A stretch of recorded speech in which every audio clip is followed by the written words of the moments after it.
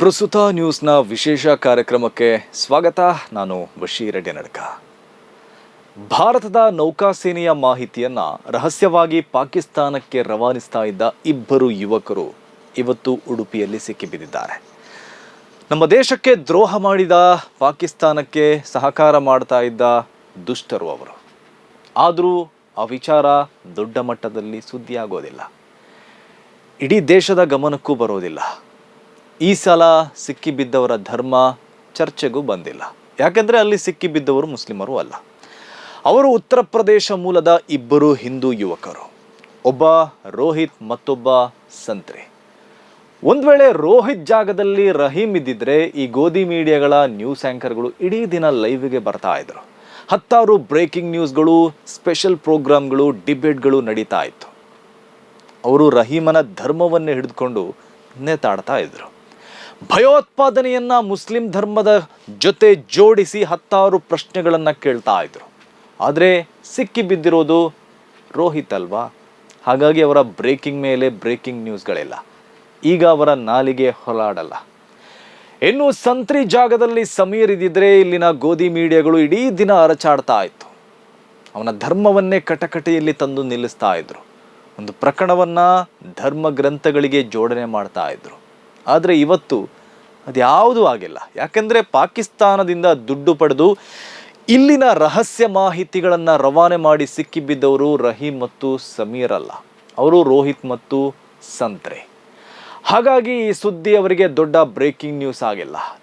ಇಲ್ಲೇ ಗೊತ್ತಾಗತ್ತೆ ಈ ದ್ವೇಷಕೋರ ಗೋಧಿ ಮೀಡಿಯಾಗಳ ಹಣೆ ಬರಹ. ಇವರೆಷ್ಟು ನಾಚಿಗೆಟ್ಟವರು ಅಂತ ಬಿಡಿಸಿ ಹೇಳಬೇಕಾಗಿಲ್ಲ. ನಮ್ಮಲ್ಲಿ ಒಂದಷ್ಟು ಉಗ್ರ ಬಲಪಂಥೀಯವಾದಿಗಳಿದ್ದಾರಲ್ಲ, ಅವರು ಭಾರತದ ಮುಸ್ಲಿಮರನ್ನ ಪಾಕಿಸ್ತಾನ ಪ್ರೇಮಿಗಳು ಅಂತ ನಿತ್ಯ ನಿರಂತರ ದೂಷಣೆ ಮಾಡ್ತಾನೆ ಇರ್ತಾರೆ. ಸಂಘ ಪರಿವಾರ ಮತ್ತು ಅವರ ಗೋಧಿ ಮೀಡಿಯಾಗಳು ಮತ್ತು ಸೋಷಿಯಲ್ ಮೀಡಿಯಾಗಳ ಪಡೆ ಇಂತಹದೊಂದು ಪ್ರೊಪಗಂಡ ನಡೆಸ್ತಾ ಇದೆ. ಅವರು ಭಾರತದಲ್ಲಿ ನಡೀತಾ ಇರುವ ಪಾಕ್ ಪ್ರಾಯೋಜಿತ ಭಯೋತ್ಪಾದನೆಗಳಿಗೆ ಇಲ್ಲಿನ ಮುಸ್ಲಿಮರನ್ನ ಹೊಣೆ ಮಾಡ್ತಾರೆ. ಹಾಗೆ ಭಾರತದ ಮುಸ್ಲಿಮರನ್ನ ಪಾಕ್ ಪರ ಎಂದು ಬಿಂಬಿಸೋ ಕೆಲಸಗಳು ನಡೀತಾ ಇದೆ. ಕಳೆದ ಕೆಲವು ದಶಕಗಳಿಂದ ಕೋಮು ರಾಜಕಾರಣಿಗಳು ಮತ್ತು ದ್ವೇಷ ಸಿದ್ಧಾಂತದ ಜನರು ಇಂತಹ ಅಪಪ್ರಚಾರಗಳನ್ನು ಸರಾಗವಾಗಿ ಮಾಡ್ತಾ ಬರ್ತಾ ಇದ್ದಾರೆ.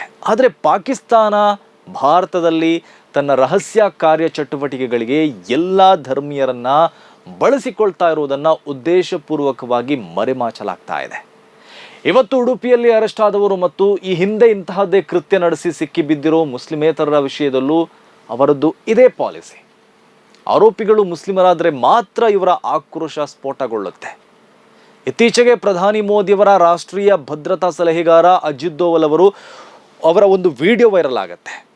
ಅದರಲ್ಲಿ ಅವರು ಭಾರತದ ಮುಸ್ಲಿಮರಿಗಿಂತ ಹಿಂದೂಗಳು ಹೆಚ್ಚಿನ ಸಂಖ್ಯೆಯಲ್ಲಿ ಪಾಕಿಸ್ತಾನದ ISI ಪರ ಕೆಲಸ ಮಾಡ್ತಿರೋದನ್ನು ಬಹಿರಂಗಪಡಿಸಿದ್ರು.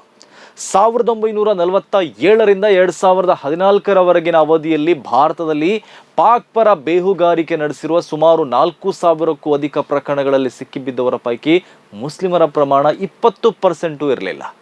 ಉಳಿದ 80% ಮುಸ್ಲಿಮೇತರರು, ಅದರಲ್ಲೂ ಹಿಂದೂಗಳ ಸಂಖ್ಯೆ ಹೆಚ್ಚು. ಈ ಮಾಹಿತಿಯನ್ನ ಅಜಿತ್ ದೋವಲ್ ಬಹಿರಂಗಪಡಿಸಿದರು. 2014 ಮಾರ್ಚ್ ತಿಂಗಳಿನಲ್ಲಿ ನಡೆದಿದ್ದ ಜಾಗತಿಕ ಭಯೋತ್ಪಾದನೆಯ ಉಪನ್ಯಾಸವೊಂದರಲ್ಲಿ ಅವರು ಈ ವಿಷಯವನ್ನು ತಿಳಿಸಿದರು. ಆಗ ಅವರು SSA ಆಗಿರಲಿಲ್ಲ, ಆಗ ಅವರು ಒಬ್ಬ ನಿವೃತ್ತ IPS ಅಧಿಕಾರಿ ಆಗಿದ್ದರು. ಭಾರತದ ಗುಪ್ತಚರ ಇಲಾಖೆಯ ನಿರ್ದೇಶಕರಾಗಿ ಕೆಲಸ ಮಾಡಿದ ಅನುಭವ ಅವರಿಗೆ ಇತ್ತು. ರಾದಲ್ಲಿ ಕೆಲಸ ಮಾಡಿದ ಅನುಭವ ಇತ್ತು. ಭಯೋತ್ಪಾದನೆ ಪ್ರಕರಣಗಳ ಸಂಪೂರ್ಣ ಮಾಹಿತಿ ಅವರಲ್ಲಿ ಇತ್ತು. ಜಗತ್ತಿನಲ್ಲಿ ನಡೀತಾ ಇರುವ ಭಯೋತ್ಪಾದನೆಗಳಿಗೆ ಕಾರಣ ಏನು, ಅದರ ಹಿಂದಿನ ರಾಜಕೀಯ ಏನು, ಅದರ ಹಿಂದಿನ ಕೈಗಳು ಯಾವುದು, ಭಯೋತ್ಪಾದನೆಯ ದೊಡ್ಡ ಬಲಿಪಶುಗಳು ಯಾರು ಅನ್ನೋದು ಅವರಿಗೆ ಚೆನ್ನಾಗಿ ಗೊತ್ತಿತ್ತು. ಅದೇ ಸತ್ಯವನ್ನ ಅವರು ಅವತ್ತು ಹೇಳಿದರು. ಜಾಗತಿಕ ಭಯೋತ್ಪಾದನೆಯ 90% ಸಂತ್ರಸ್ತರು ಮುಸ್ಲಿಮರು ಎಂಬ ಸತ್ಯವನ್ನ ತಿಳಿಸಿದರು. ಹಾಗೆ ಅವರಿಗೆ ಭಾರತದಲ್ಲಿ ನಡೀತಾ ಇರುವ ಭಯೋತ್ಪಾದನೆಯ ಅಸಲಿಯತ್ತು ಗೊತ್ತಿತ್ತು. ಪಾಕಿಸ್ತಾನ ಹೇಗೆ ಭಾರತದಲ್ಲಿ ಭಯೋತ್ಪಾದನೆ ನಡೆಸುತ್ತೆ, ಅದಕ್ಕಾಗಿ ಯಾರನ್ನ ನೇಮಿಸಿಕೊಳ್ಳುತ್ತೆ, ನೇಮಿಸಲ್ಪಟ್ಟವರಲ್ಲಿ ಹೆಚ್ಚಿನವರು ಯಾರು, ಅವರು ಯಾವ ಧರ್ಮಕ್ಕೆ ಸೇರಿದವರು ಅನ್ನೋ ಮಾಹಿತಿಯು ಅವರಿಗೆ ಗೊತ್ತಿತ್ತು. ಅದೇ ಮಾಹಿತಿಯನ್ನು ಅವರು ಅವತ್ತು ಉಪನ್ಯಾಸದಲ್ಲಿ ತಿಳಿಸಿದರು. ಅವರೇನು ಸುಮ್ಮನೆ ಈ ವಿಚಾರವನ್ನು ಹೇಳಿರಲಿಲ್ಲ, ಅಸತ್ಯವಾಗಿದ್ದನ್ನು ಹೇಳಿರಲಿಲ್ಲ. ಅವರು ತಿಳಿಸಿದ ವಿಷಯ ಸತ್ಯವೇ ಆಗಿತ್ತು.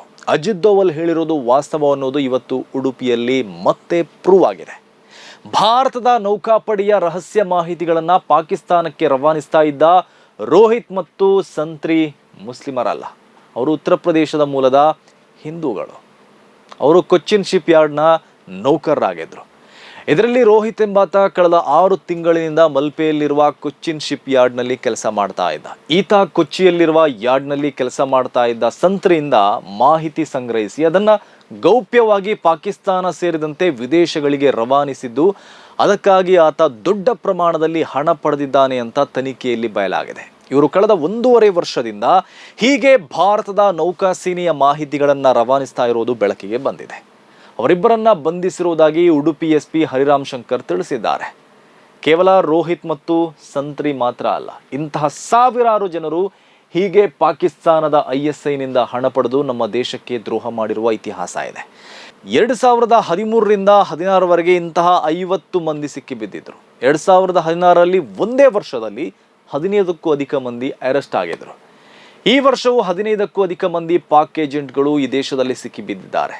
ಅಜಿತ್ ದೋವಲ್ ಹೇಳಿದ ಹಾಗೆ 11 ವರ್ಷಗಳ ಹಿಂದೆ 4000ಕ್ಕೂ ಹೆಚ್ಚು ಪ್ರಕರಣಗಳಿದ್ದವು. ಈಗ ಪ್ರಕರಣಗಳ ಸಂಖ್ಯೆಯು ಹೆಚ್ಚಾಗಿದೆ. ಅದರಲ್ಲಿ ಮುಸ್ಲಿಂ ಆರೋಪಿಗಳ ಸಂಖ್ಯೆ 20%ಗೂ ಕಡಿಮೆ. ಅಂದರೆ 100ರಲ್ಲಿ 20 ಮಂದಿಯೂ ಮುಸ್ಲಿಮರಿಲ್ಲ. 80%ಗೂ ಮುಸ್ಲಿಮೇತರರೇ ಇದ್ದಾರೆ. ಮುಸ್ಲಿಮರಿಗಿಂತ ಹಿಂದೂಗಳೇ ಹೆಚ್ಚಿದ್ದಾರೆ ಅಂತ ಅಜಿತ್ ದೋವಲೆ ಹೇಳಿದರು. ಅಂತಹ ಪಾಕ್ ಏಜೆಂಟ್ಗಳಲ್ಲಿ BJP IT ಸೆಲ್ನಲ್ಲಿ ಕೆಲಸ ಮಾಡಿದವರಿದ್ದಾರೆ, ನೌಕಾದಳಕ್ಕೆ ಸೇರಿದವರಿದ್ದಾರೆ, ಪ್ರಸಿದ್ಧ ಯೂಟ್ಯೂಬರ್ಗಳಿದ್ದಾರೆ. ಅದ್ಯಾವುದು ದೊಡ್ಡ ಮಟ್ಟದಲ್ಲಿ ಸುದ್ದಿ ಆಗೋದಿಲ್ಲ. ಇಲ್ಲಿ ಇಂತಹ ವಿಚಾರಗಳು ದೊಡ್ಡ ಮಟ್ಟದಲ್ಲಿ ಸುದ್ದಿ ಆಗಬೇಕಾದ್ರೆ ಆರೋಪಿಗಳು ಮುಸ್ಲಿಮರಾಗಿರಬೇಕು ಅಷ್ಟೇ. ಅದು ಭಯೋತ್ಪಾದನೆ ಕೃತ್ಯ ನಡೆದಾಗಲೂ ಅಷ್ಟೇ.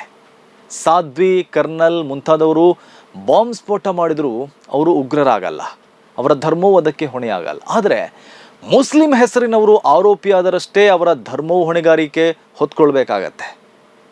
ಇದು ದುರಂತ ಅಲ್ಲದೆ ಮತ್ತೇನು? ಇದು ಇವತ್ತಿನ ಪ್ರಸ್ತುತ ನ್ಯೂಸ್ ವಿಶೇಷ. ಸುದ್ದಿಗಳ ವಸ್ತುನಿಷ್ಠ ವಿಶ್ಲೇಷಣೆಗಾಗಿ ನೋಡ್ತಾ ಇರಿ ಪ್ರಸ್ತುತ ನ್ಯೂಸ್.